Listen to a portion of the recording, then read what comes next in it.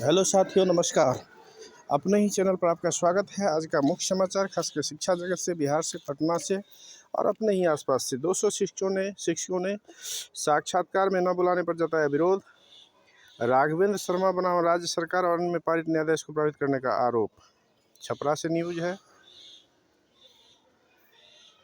दियारा इलाके में चलने वाले क्षेत्र स्कूल 26 तक बंद रहेंगे बाढ़ के कारण। बीपीएससी 1957 पदों के लिए 28 से स्वीकार करेगा आवेदन।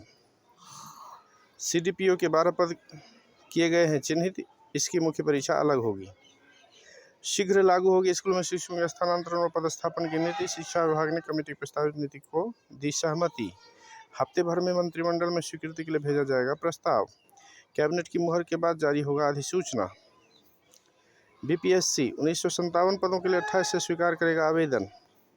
सरकार अब तक अपनी जमीन नहीं खोज पाई। राजस्व मंत्री दिलीप बोले, राज्य सरकार की करीब 52,000 एकड़ जमीन पर अवैध कब्जा है। परेशानी दूर करने के लिए रैयतों के दरवाजे पर जाएगी सरकार। अनुदानित शिक्षण संस्थानों के लिए 274 करोड़ आवंटित। राज्य में 6421 विद्यालय सहायक नियुक्त होंगे। विद्यालय सहायकों को 16,500 रुपये मासिक नियत वेतन मिलेगा।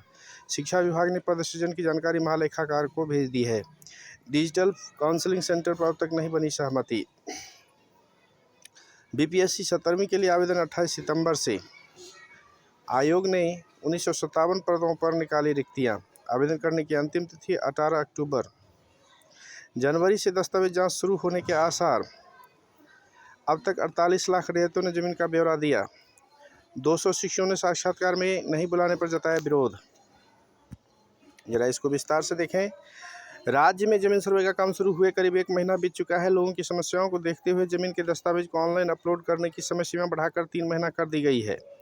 ऐसे में अब ऑनलाइन जमा किए गए जमीन से जुड़े दस्तावेजों की जांच का काम अगले वर्ष जनवरी से शुरू होने की संभावना है। नवंबर या दिसंबर तक सभी रैयतों को अपने अपने जमीन संबंधित दस्तावेज को ऑनलाइन अपलोड करने की मोहलत मिली है। सभी दस्तावेजों को अपलोड होने के बाद ही इनके जांच की प्रक्रिया शुरू होगी। राजस्व एवं भूमि सुधार मंत्री डॉक्टर दिलीप कुमार जायसवाल ने इसे लेकर हाल में घोषणा की है कि सभी रैयतों को आराम से जमीन के दस्तावेज अपलोड करने की मोहलत दी जाएगी।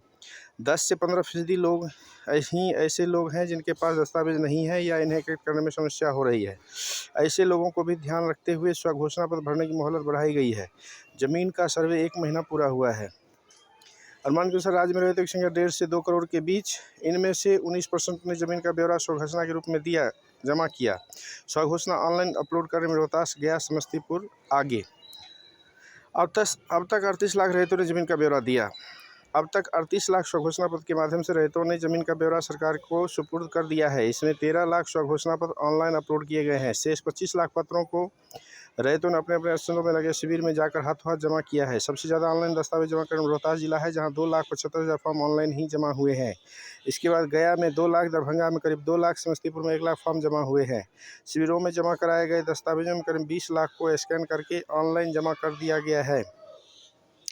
प्राप्त सूचना के अनुसार राज्य में रैयतों की संख्या 1.5 से 2 करोड़ के बीच है। इनमें 38 लाख यानी 19% रैयतों ने अब तक जमीन का ब्यौरा जमा किया है। राज्य में जमाबंदी की संख्या 4 करोड़ 25 लाख है। तो ये थे कुछ मुख्य समाचार। ये जानकारी हेल्पफुल लगे तो प्लीज़ अपने ही चैनल को लाइक शेयर सब्सक्राइब करें, दोस्तों में शेयर करें, बेल आइकन को जरूर दबाएं। धन्यवाद।